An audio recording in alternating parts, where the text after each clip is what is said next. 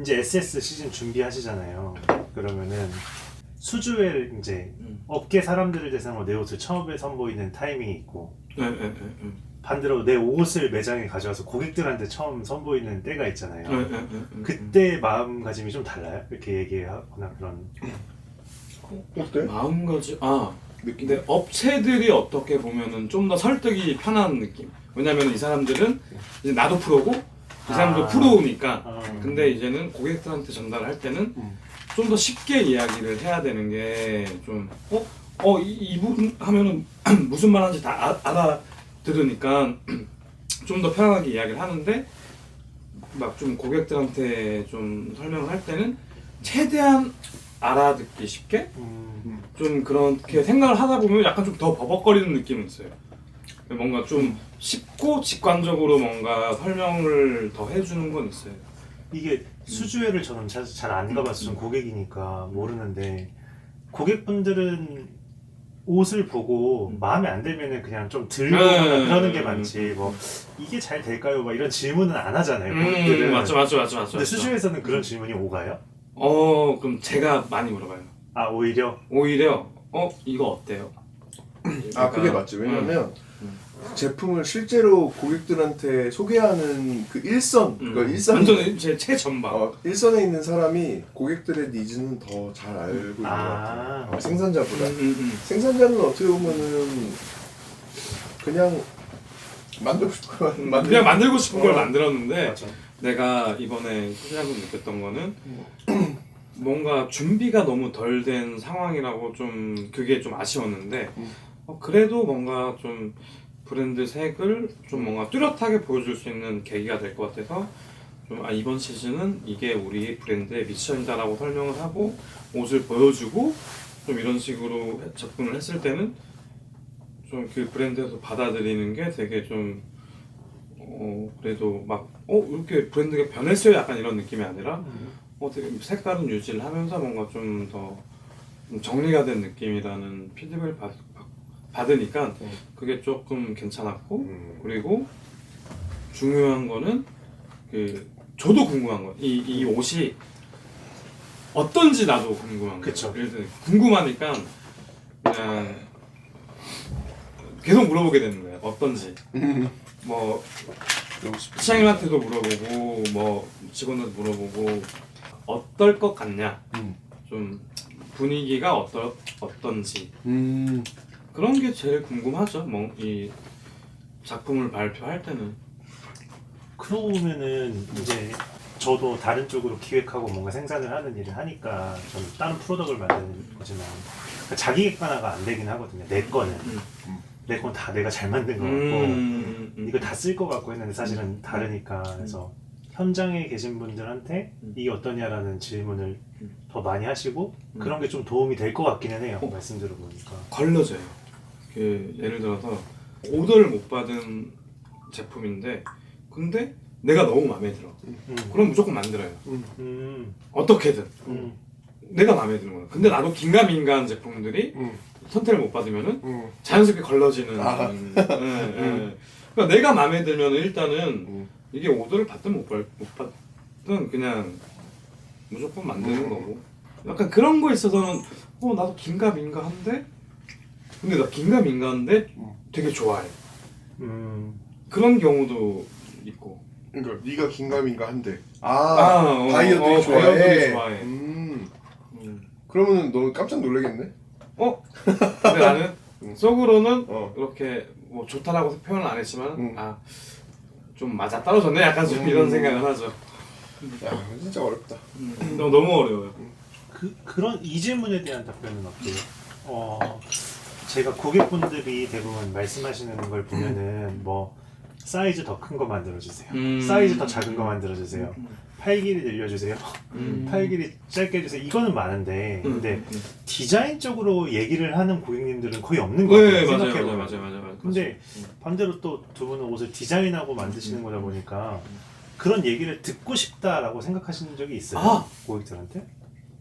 고객들한테 피드백을 받는 거는 약간 뭐 사이즈 감이나 뭐 그런 뭐 아까 얘기했던 막 뭐 팔 길이라든지 뭐 좀 스펙적으로 조금은 최대한 뭔가 반영을 하려고 하는 건 있는 것 같아요.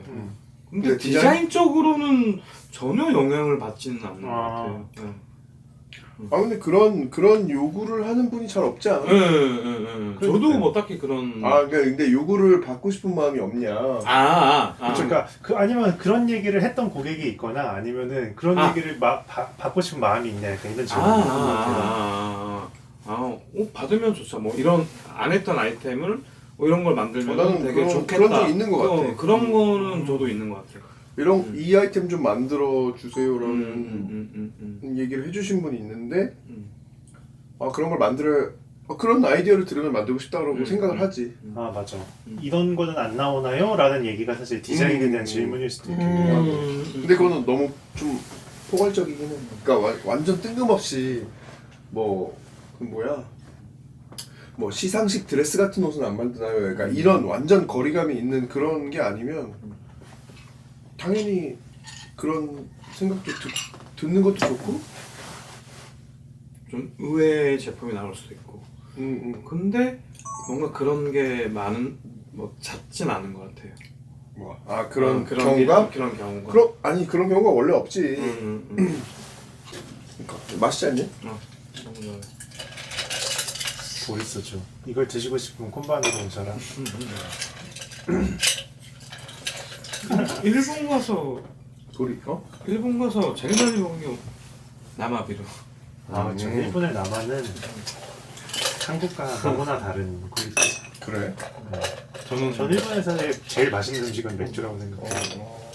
근데 일본 얘기 나온 김에 사실 옥중 스케치에서 루트파인더 편 올랐을 때 댓글 같은 거 보셨어요? 댓글은 다 봤는데 댓글 다 봤어요. 뭐가 있었어? 이제 뉴페레 와서 루트파인더 알게 됐고 관심 많다. 그리고 뭐 잘 보고 있다 뭐 이런 것도 있어서 그리고 채널에 들어올 때 검색어도 있어요. 이제 루트파인더 검색하고 옥중 스케치 찾아오고. 근데 그게 다 나오는구나 이 사이트가. 네. 그래가지고 뭐 팬분들은 아시겠지만 일본 갔다 온 거를 모르시는 분들 계시잖아요. 네네. 이번에 왜 가셨고 가서 뭐 어떤 일이 있었고 이런 얘기도 좀 해주시면. 네네네. 이렇게 깔아주니까 되게 어렵다. 그쵸.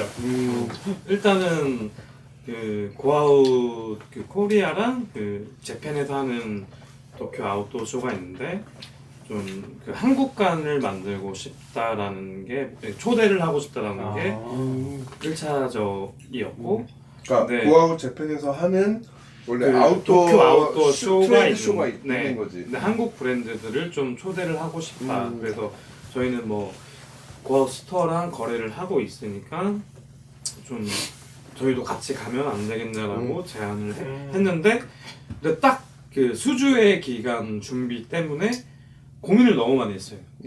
왜냐면 이걸 준비를 하면은 당연히 시간을 뭐 그냥 알겠어요 그러고 그냥 갔다 오는 게 아니라 뭐 자료도 준비를 해야 되고 뭐 어떻게 부스를 꾸밀지도 해야 되고 뭐 또 인쇄도 해야 되고 홍보를 홍보가 아니라 뭐 그런 인쇄물 같은 거 어떻게 할지 레이아웃 짜고 뭐 아예 그냥 새롭게 하는 느낌이라서 좀 시간적인 것 때문에 좀 처음에는 안 간다 못 가겠다라고 이야기를 했어요. 이미 수주에는 해야 되고 빨리 준비를 해야 되는데 근데 안 가기에는 너무 재밌을 것 같아. 너무 재밌을 것 같은데 아무리 생각 한 일주일인가 2주를 고민했던 것 같아요. 답변을 계속 미뤘어요. 근데 아무리 생각해도 갔다 와야겠는 거예요. 너무 재밌을 것 같은 거야. 그러니까 원래 이신이만 보내려고 했잖아. 처음에는 저 같이 일하는 친구만 같이 좀 그냥 라이트하게 그냥 옷 몇 개 들고 뭐 갔다 와 나는 이제 준비해야 되니까.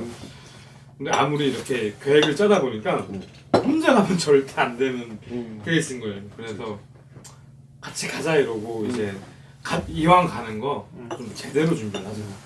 뭐 그래서 팜플렛도 만들고 브랜드 속에서도 뭐 1화로 다 번역하고 뭐 라인시트도 만들고 오더시트도 다 만들고 막 이렇게 해서 막 부랴부랴 해가지고 한 3주 정도는 거기에 에너지를 쏟았던 것 같아요.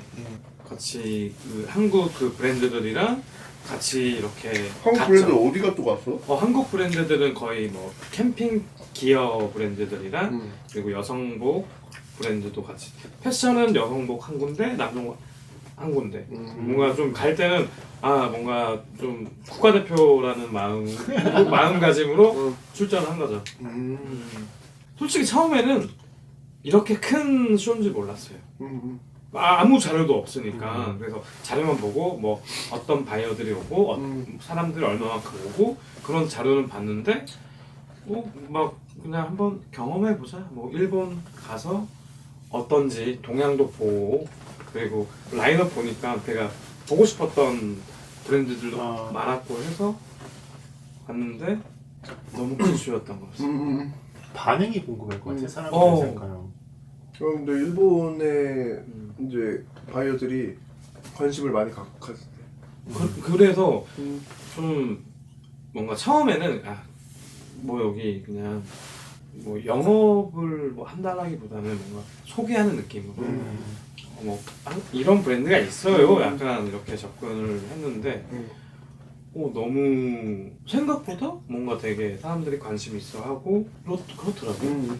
그래서 좀 그런 것도 좀 괜찮았는데 그리고 저는 이 시장이 너무 부러웠어요. 너무 그리고 너무 압도적이었고 어떤 게 너무 인상적이었냐면 너무 디테일한 예를 들어서 키홀더를 만드는 브랜드가 너무 멋있게 만드는 거예요. 키홀더. 키홀더를 핸드폰 케이스를 너무 멋있게 만들어요. 그리고 이거를 어떻게 사용하는지를 다 보여주고 막 그런 되게 디테일한 게 되게 재밌었던 것 같아요. 그러니까 카테고리가 너무 나눠져 있어요.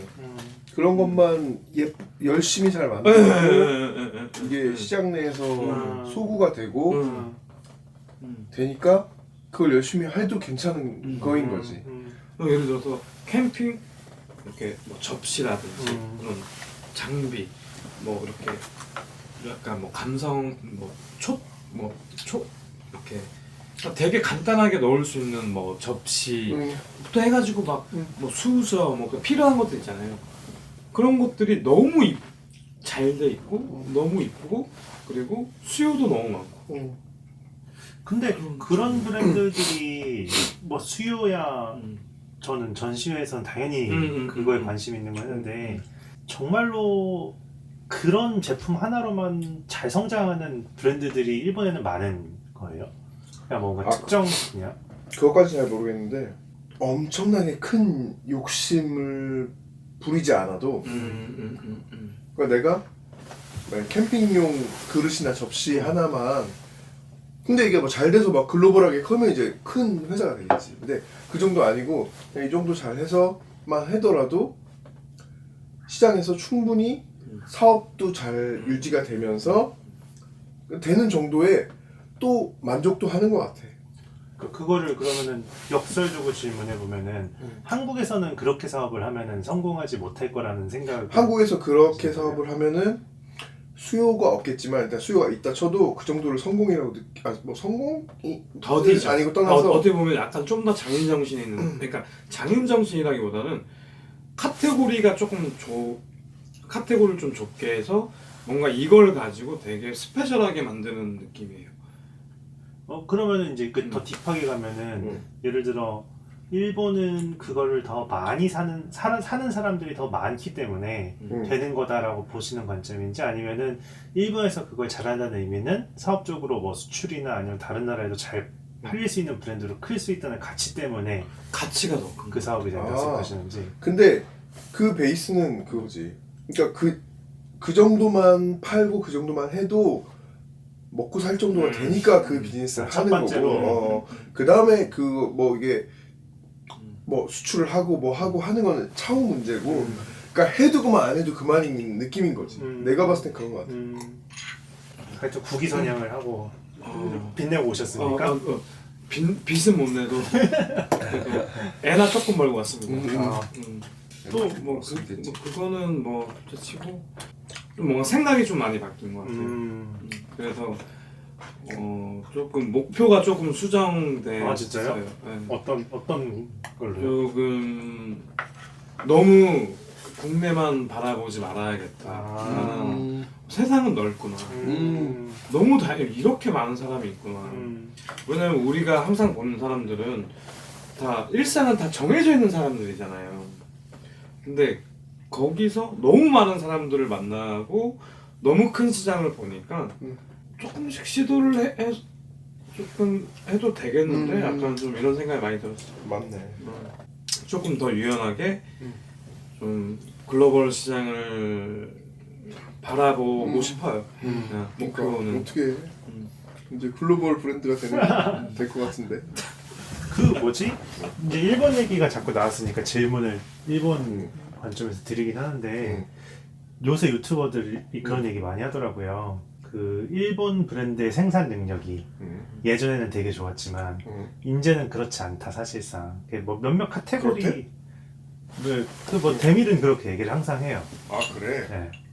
그래서 사실은 뭐 두 분은 다녀오시기도 했고 또 다른 일로 가시기도 했지만 그런 생산 능력에 대한 한국에서의 공정, 일본에서의 공정 이거에 대한 얘기들 중 좀 해주고 싶으신 얘기 퀄리티에 대해서? 네, 있지 않을까?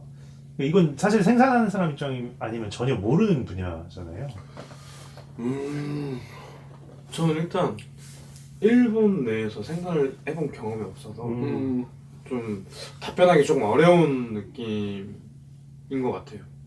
그러게. 이 부분은?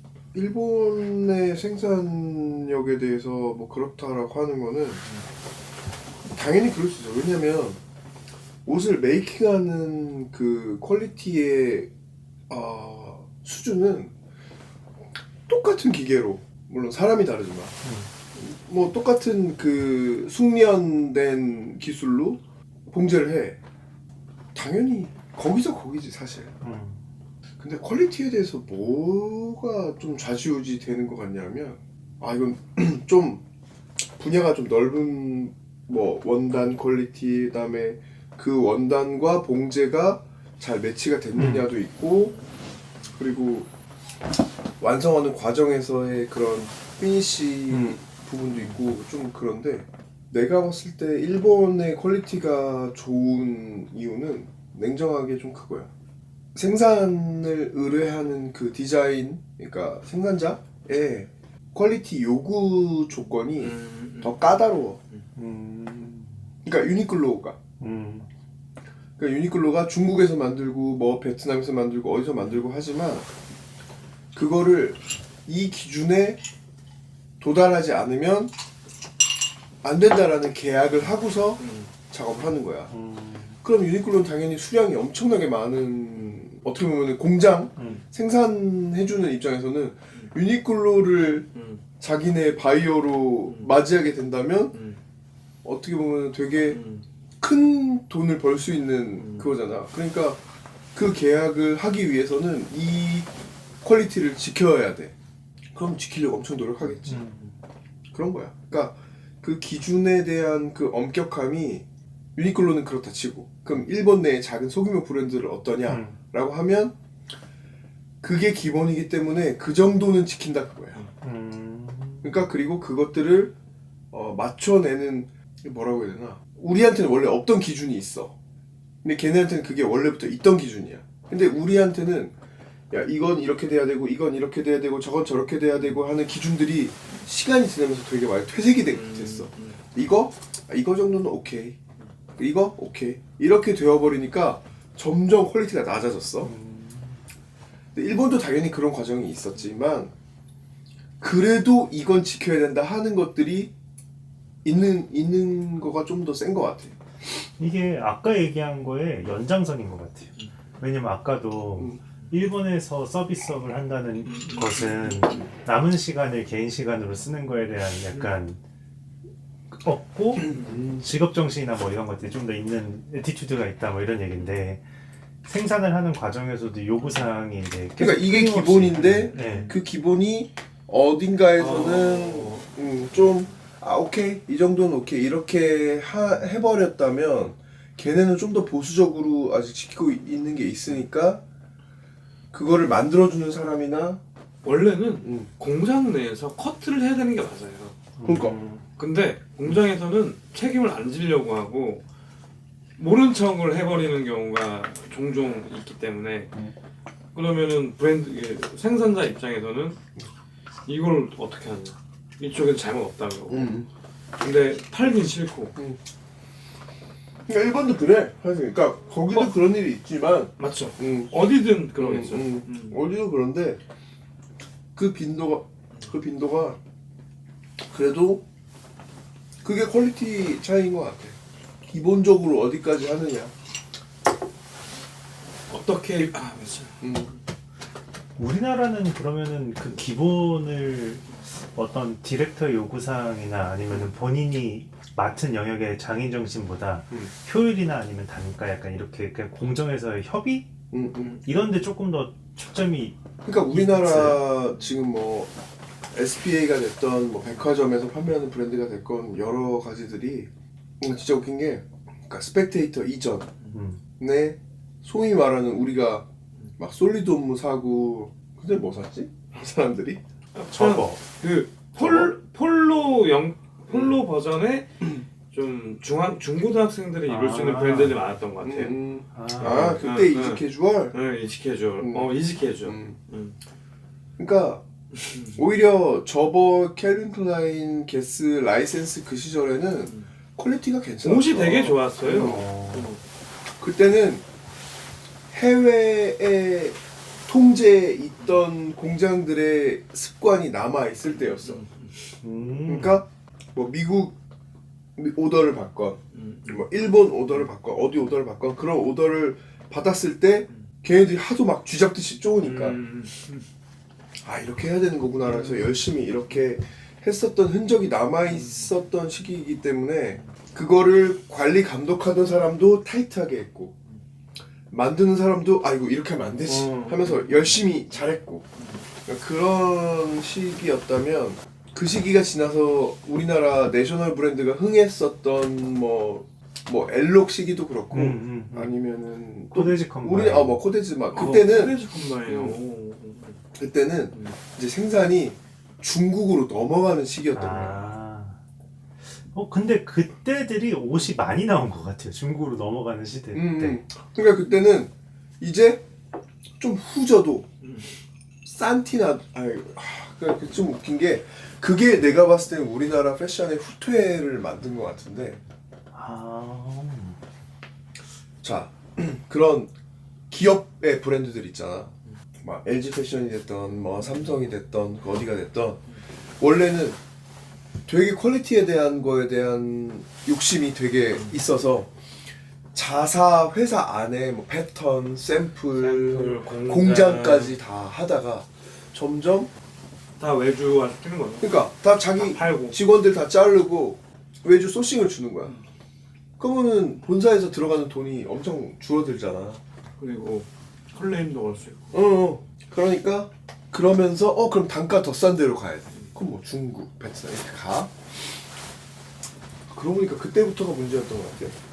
그러니까 이게 저는 왜 방금 했냐면은 그때의 브랜드들이 중국으로 넘어갔다라고 얘기를 딱 듣자마자 전 무슨 생각을 했냐면은, 그때가 브랜드들이 온라인으로 옷을 많이 팔려고 했던 시기랑 맞물리는 거예요. 그러니까 결국에는 일본 얘기를 하다가 여기까지 왔는데, 일본은 아직도 오프라인에서 판매하는 채널이나 유통력이 일단은 어느 정도의 규모랑 온라인이랑 비등비등한 느낌이 약간 있고, 우리나라 온라인으로 많은 물건을 뿜어내기 시작하다 보니까 공정도 바뀌고 기준도 바뀌고 시기적으로는 그게 약간 맞물리는 느낌이 있네? 라는 생각이 들더라고요.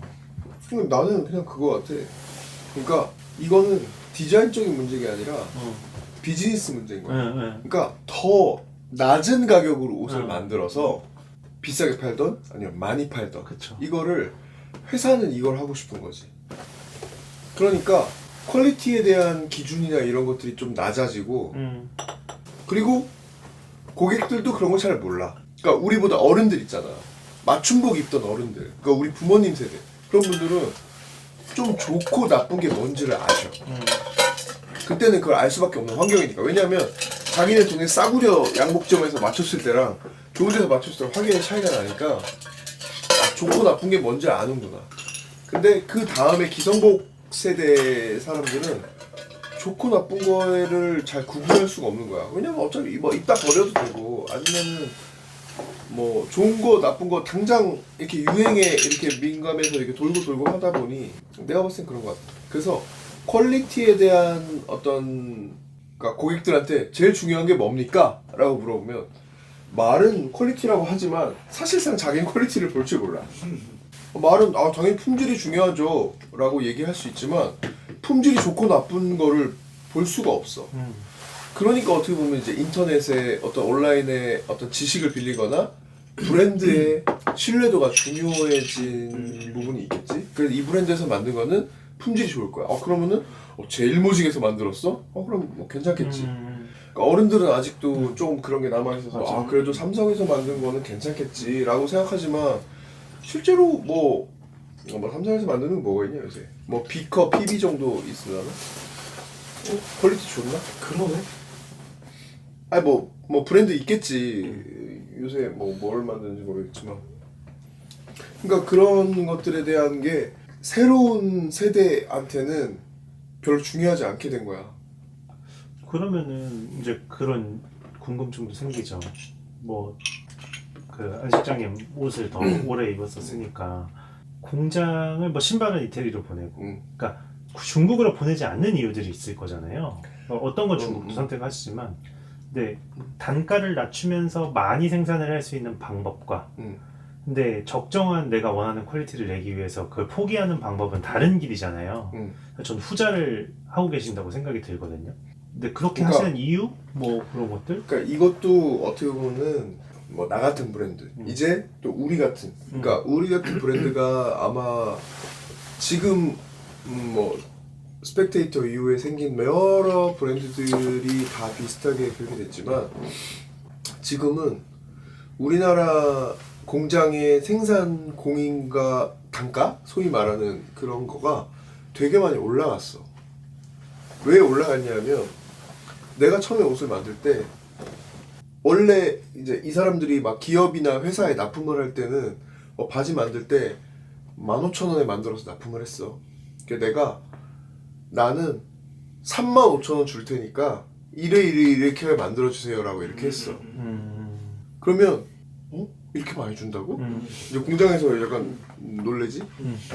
근데 나는 내가 원하는 퀄리티를 얻기 위해서 이렇게 준다고 해서 이렇게 해서 만들었는데 공장은 이제 그 맛을 받고 이렇게 돈을 많이 주는 그러니까 국내 공장의 단가 많이 올랐지. 마진을 많이 이렇게 보려고 했던 기업들은 당연히 이제 국내 공장이랑 작업하기가 쉽지가 않아. 그리고 이제 인터넷에 있는 수많은 브랜드들 있잖아. 걔네들도 비싸게 만드는 거가 이제 당연한 거야. 왜냐면 기본적인 단가가 올랐고 그게 어떻게 보면 좀 표준이 바뀌었어. 근데 그렇다고 해서 한국이 잘 만들고 해외가 못 만든다? 이게 아니야.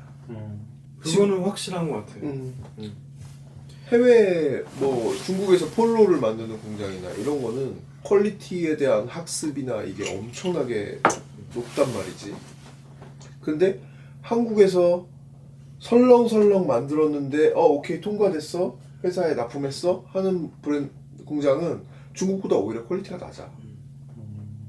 그러니까 지금은 생산 국가에 대한 그 메리트는 별로 없고 그냥 내가 신뢰하고 내가 오래 거래했던 사람이랑 잘 만들면 돼. 그게 몇만 원이 뭐가 돈 차이가 나고 하는 거는 진짜 대기업들이 100원 깎아주세요, 200원 깎아주세요 이렇게 하는 거에나 상관있지.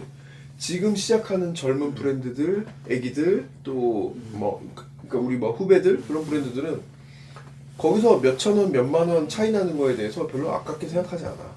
그러니까 오히려 그런 대기업이 생산하는 퀄리티보다 이제 독립 브랜드라고 해야 되나? 그러니까 소위 그런 브랜드들 퀄리티가 더 좋은 거야. 왜냐면 공장들도 그런 대기업이랑 상대하기 싫거든. 짜증나니까. 그러니까 오히려 적게 만들고 그런 소위 말하는 백화점 브랜드들의 몰락이 그렇게 되는 거야. 그래서 오히려 백화점에서는 이런 더 그런 독립 브랜드들을 더 모시고 싶어 하는